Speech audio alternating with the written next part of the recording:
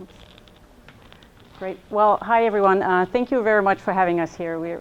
Christina and I are here from Ionis, and we're very happy to be here and be able to share an overview of the trial, really. Just really quickly, who is Ionis? Well, 27 years ago, they were founded as ISIS Pharmaceuticals, so you might have heard us as ISIS. We just recently changed our name. We are located in Carlsbad, and really what we're focusing on is to develop innovative drugs that can treat, severe and rare diseases, and that focus on an RNA platform. So what does that mean? Give you a little bit of a biology 101 background. So all the information that is in your gene gets transcribed into messenger RNA, which gets translated to a protein. And oftentimes proteins causes diseases. And so normally drugs are developed against proteins. So this can be very successful and efficacious, but sometimes it's hard to develop drugs against proteins because they all change and are bulky things that you need to get to.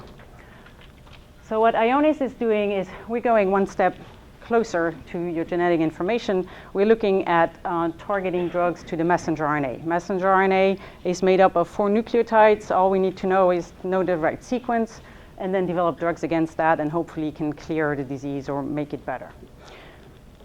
So why does myotonic dystrophy work well for an RNA approach? Well, we know the gene that's responsible for myotonic dystrophy, the MPK. We know where it's located. As you all know, better than I do, the disease is caused by an expansion of CUG repeats.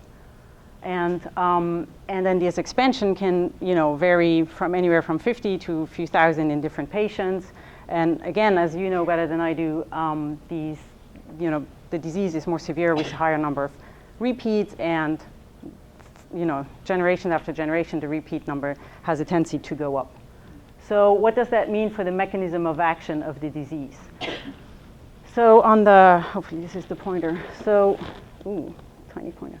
So this is the expansion, or is trying to show the expansion of the RNA with the CUG repeats. It causes this structure called a hairpin loop. And then this hairpin loop attracts these proteins that are called muscle blind. Muscle blind normally gets outside of the nucleus and causes functions that you need to create muscle, to have functioning chloride channels and things like that. But in DM1, muscle blind gets stuck to this expansion CUG repeat, and this is really what you see, the little red dots in the nucleus, where people show you that's the foci.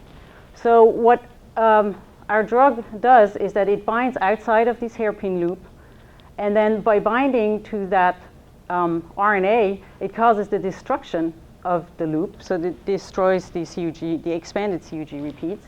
This causes the release of these little proteins, and now they're allowed to go back out of the cell and do what they're supposed to do. So we've tested this in mice, and in mice that had myotonic dystrophy, and it worked well in mice. We got, we could decrease the number of foci in the cells, and then we also saw that there was an improvement in myotonia in the mice. So that then brought us to go into the humans. Sorry, this is just, forgot that I had this in there. This is just to show that it binds to the RNA. And so then we obviously also did monkey studies to make sure that it was safe in non-human primates. And then the first trial that was completed in 2014 was really in healthy volunteers. And this was done in the UK. And so what happens here is that patients receive just 1 dose of the drug, and then they're followed for 28 days, and we make sure that the drug is safe. And so I just wanted to represent this because to show you kind of the time it takes to go through a trial. So in the first cohort, the low dose, you get 1 patient gets treated, another one. Once the first 2 patients have been treated and followed, and we know that it's safe, we can go and start the next cohort of patients at a higher dose.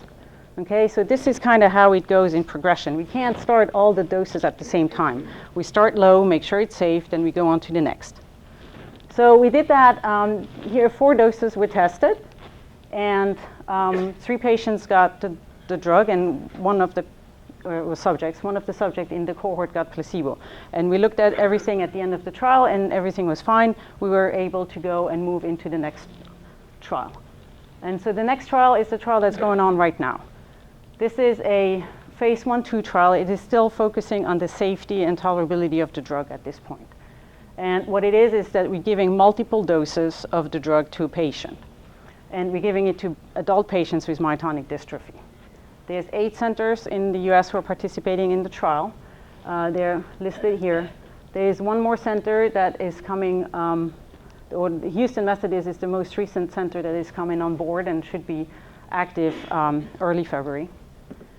So what happens here is that if you're a patient and you're thinking of going into trial or have been, and just again, this is more for educational purposes. Unfortunately, I should say this up front, I do not have any results on the trial because the trial is ongoing. We are blinded, so we don't know who gets what. The subject doesn't know, the investigators don't know.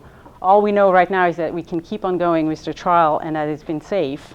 Otherwise, the FDA would have stopped us. So I just wanted to give you an overview of what it is that you're going to go through if you're thinking about it or any trial, really. So there's a screening period where the investigator makes sure that you are eligible for the study.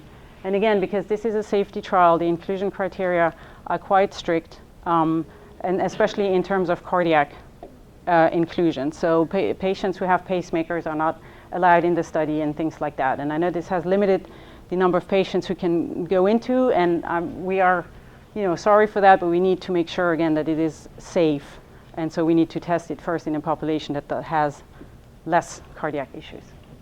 So you go through a screening period, then you're randomized, and in the first week you get 3 injections under the skin of the medication, and then 1 injection each week for the next 5 weeks.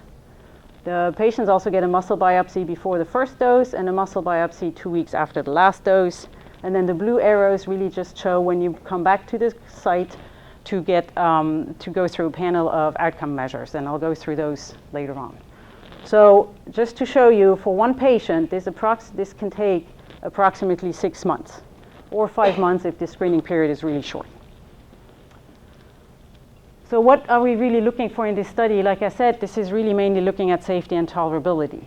What we also want to see is how does the drug distribute, or what are the levels of the drug in your blood and urine, and we're also looking in the muscle to look at the different splicing changes that muscle blind would normally induce and that are aberrant in myotonic dystrophy. So this will be a sign for us that the drug is really going into the cells that it's supposed to go to, and it's really causing what it's supposed to do. And then exploratory objectives here are just I say that like it's nothing. It's actually most of your day at the clinic.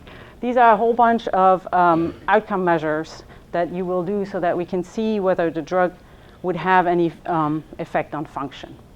We are not expecting necessarily in this trial that the drug would have an effect on function because we're really only treating for 6 weeks. But it is just also to make sure that all the sites get up to speed and get trained and can do the measures the same way, because at the end of the day, the next trial will look at efficacy and we need to make sure we measure these items the same way. So these are the different outcome measures that we look at. We use 2 different types of tests for muscle strength. Myotonia testing is done 3 different ways with EMG, hand opening test where you just are asked to open your hand, and then an isometric hand grip myotonia, which is a more quantitative measure. And then a couple of functional tests need to be done, and then you also need to fill out various patient-reported outcomes. Specifically, the Myotonic Dystrophy Health Index is one that is focusing on myotonic dystrophy symptoms. And so again, just to show you this trial, I forgot to mention early on, this trial was started in December of 2014. We are still in this trial, and it's expected to end towards the end of this year. And you may ask, why is it taking so long? Well, once the first 4 patients in the low dose cohort were dosed and had gone through the dosing period, we then looked whether the drug was safe. Only then could we open the next cohort, and so on. And if you remember the slide at the beginning, it takes 6 months for a patient to go through this study. So it is just the amount of time it takes to get all the patients through this study. We are currently in this cohort here. So we've dosed, I think, the first half of patients in this cohort. And so we have 1 more dose to test, and actually this dose will also be, the patients in this dose will actually be dosed for a longer period of time. So we're not just looking at the different, we're looking actually that it's going to be the same dose as this one, sorry, it's just going to be for a longer period of time. So what I can say, again, I unfortunately don't have any results, is that enrollment is going well. We're in that second to last cohort, and actually the patients in the first few cohorts obviously have completed the study, as it is only 6 months, and we're now into the, far into the first year of it. Again, safety, there's nothing to report, so we can go on. And in case you're interested or know of somebody who is interested in participating in the trial, you can go to clinicaltrials.gov and you just search for IONIS or DPMK and you will find the study. So where are we really? The process of drug discovery starts with basic research. The yellow part is what we have already done. We are right now here with the green arrow. I know we would want to be closer to the drug being on the market, but I think that we've done a lot of progress, and we should be very hopeful that we are at least getting into the closer phase 2, phase 3 trials. So, but as Dr. Day said, we hope that this medication can just open the path to many more medications coming behind us, and hopefully it will help also the regulatory agencies look at myotonic dystrophy and give us feedback on how to develop the next drug. So the next trial will then focus on looking at the best dose and then also look at whether the drug is efficacious. And so hopefully that trial will start in the first half of next year. And again, should be at the same sites as it was here, and hopefully we're going to expand the number of sites across the US to allow more patients to come and make it easier for patients to go. And so with that, we just wanted to thank the patients, because it's really, we couldn't do it without you. If you don't come to the clinic and give your time up, we wouldn't be here. So thank you very much, and you can come and talk to me afterwards. I'll be here for a little bit longer after that.